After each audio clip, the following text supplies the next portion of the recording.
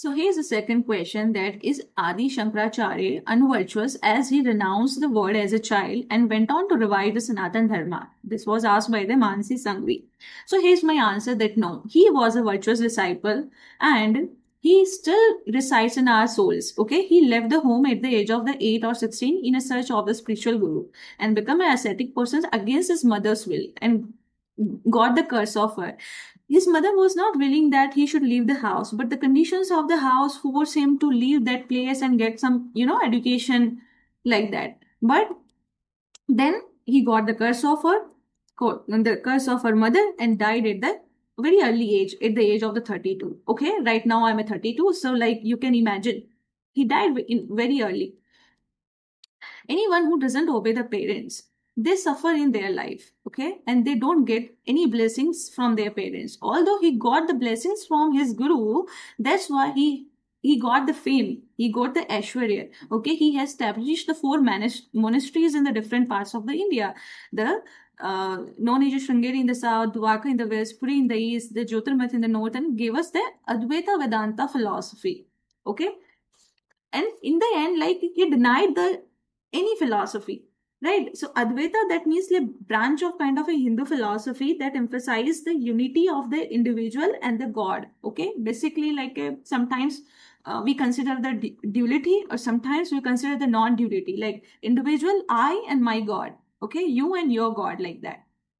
So, yes, the most famous quote is the Brahma Satyam Jagat Mityam Jiyo Brahmavo Na Paraha. That means the Brahman alone is so real, and the whole world is an illusion, Maya, and the Jiva, the individual self, is none other than the Brahman. So there is no separation between me and the absolute. All right. So here's the second question, that is Adi Shankaracharya unvirtuous as he renounced the word as a child and went on to revive the Sanatan Dharma? This was asked by the Mansi Sangvi. So here's my answer, that no, he was a virtuous disciple and he still resides in our souls. Okay, he left the home at the age of the 8 or 16 in a search of the spiritual guru and become an ascetic person against his mother's will and got the curse of her. His mother was not willing that he should leave the house, but the conditions of the house forced him to leave that place and get some, education like that. But then he got the curse of her mother and died at the very early age, at the age of the 32. Okay, right now I'm at 32, so like you can imagine, he died very early.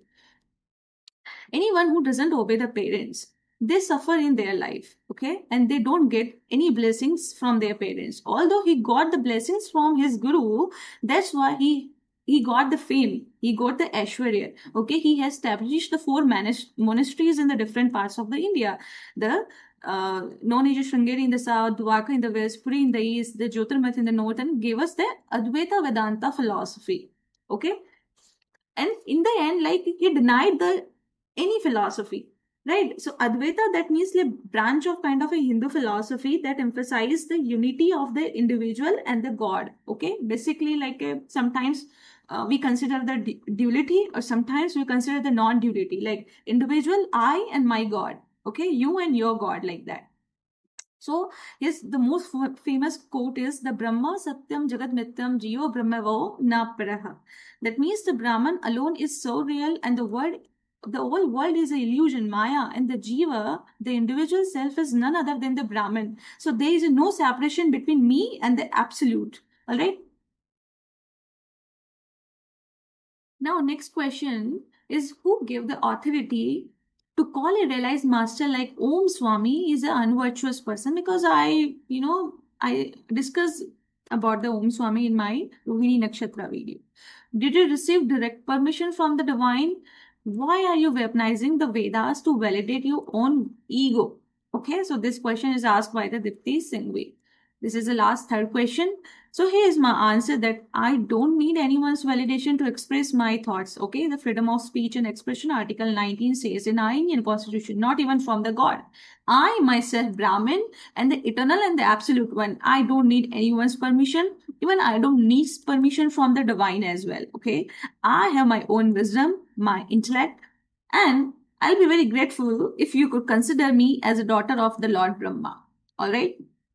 Next, he is living with his mother. Why I said that why he is unvirtuous? Okay, let me tell you let me give you the reasons. He is living with his mother and so many other women, okay, in which few females have no good character, okay. They want to destroy his reputation. Few of them left their family, their child, their husbands, and now they don't want him to get married with any other women, okay. Yeah. And further, he left his guru's monastery. I'm talking about the Om Swamiji, okay? He left his guru's monastery, okay, his ashram, and built his own co-ed monastery, okay, and known as nowadays Sri Badrika Ashram, okay? Like, for an example, like a medical student who went to a med school and later, after a few years, like he or she, like they build their own hospital like that.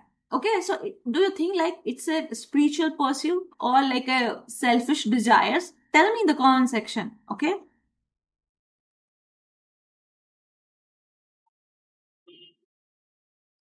And I would like to say that females are not allowed to enter in the renunciation order as per the scriptures. You have to understand that. And now, as per my opinion, yes, he became a great sinner. Yes. And his punishment is like to put him in a jail, and judges should impose a very big monetary fine because he ruined the homes of many women to fulfill his own selfish desires. He destroyed the many families because like they are forced by him to come in a sannyas in a monastic order and vice versa. Okay, it's not like I'm just blaming on him. Okay, there are so many females like who are like forcing him to not to get married, like he is living in a relationship with multiple women in ashram. Do you think like it's a moral thing? No, I don't think so. So, as per my opinion, I'll say again, he is an imposter with the two identities, and that is Amit Sharma, and the first is Amit Sharma, and the second is Om Swami Ji. Okay, your Om Swami Ji. Every truth seeker has a weapon to protect themselves. Okay, scriptures are made for that only. Okay, so that like we can protect ourselves. Now, next is if Brahman doesn't keep ego, so tell me in the comment section who will keep it. Will you keep it? No, I'm a Brahmin. Okay, so I have ego. I have an ego, arrogance, pride, everything, greed also. Okay, so if you could have this ego, I'll request you, please take it mine. Okay, I'm already exhausted with this ego. My family members, my friends, all are suffering with my ego. Okay, so I would request you, please take it mine. Ego, arrogance, pride. Okay, so, okay, my dear viewers or my students, so these were the answers of the three goddesses. Okay. Now, again, I'll repeat a very beautiful quotation that astrology is like a gravity. You don't have to believe in it for it to be working in your life. Okay. So, let's start a session. So, the mysteries of the Navtara Vasta that will you get to know from your name letter whom you will marry. Okay. So, the video is for the Revathi constellation for those who want to learn astrology. Okay. Now, tell me in the comment section what you will choose. This universe is so vast, yes, ever expanding. What you will choose, love, arrange, or no marriage? Tell me in the comment section. So here's a Navrat. Now, yeah, Navratra ending as well. So Navtara calculation, the practical utility of the Navtara chakra. So Janmatara is known as your birth karaka, your karma, action, your health, and all that. Sampati Tara about your wealth and resources. Vipatti Tara is about your troubles, your obstacles, and Kshema Tara is about your health and happiness. Pratyak Tara is about your challenges and hardships. Sadhak Tara is about your success and achievements, about your gurus. Nidhan Tara, Vadhi Tara about your death and the sufferings. Mitra Tara about your friendships, your fan followings. Ati Mitra Tara, that is about your friends and the well wishers. All right. So let's come to the Navtara table. Okay, the letters come in a Revathi Nakshtra D or C.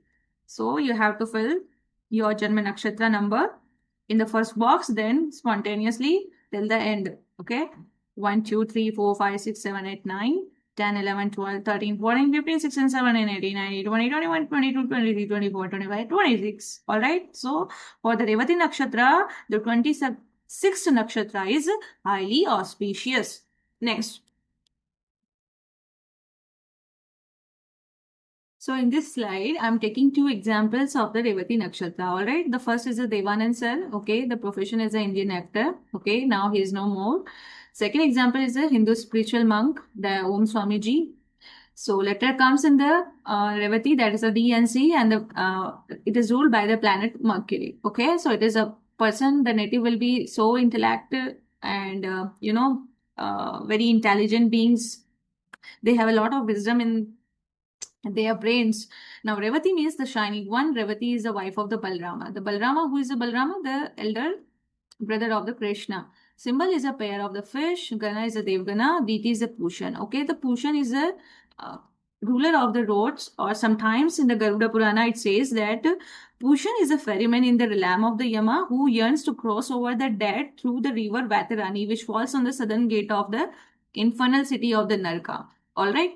So the Pushan is a kind of the ferryman or the Dwarpal to welcome you in the hell. Okay, tree is a Indian butter. Tree, the quality is a Sattva. Varna is a Kshudra. Animal is a female elephant. Gajodhar. Favorite color is a brown. Favorite direction east. If they do work towards the east, they'll get the financial prosperity. Gotra is a Sage Kratu. Sun sign is a Libra. The moon sign is a Pisces. Okay, and we don't know exactly the Om Swami moon sign, Pisces or the Aries. Okay. So you see the Pythagorean her desire letters here you see. All right. So the basic attributes about the Revati Nakshatra, they get the problems with the teeth or dental issues or skin issues are, the most common. The first are the parenting and the surrogacy. They are overly sensitive. They have a low self-esteem. They love and protect animals and children. They are very well groomed and good hygiene. Okay. The natives are mostly settled in the foreign countries. Okay, so let's understand the general attributes of the Revati constellation. So Revati rules the aquatic products as well as the fruits and the flowers and seeds like the poppy seeds and the burdock seeds. Okay, burdock seeds are very useful for the scalp. Okay, like it's a kind of an Ayurveda traditional medicine.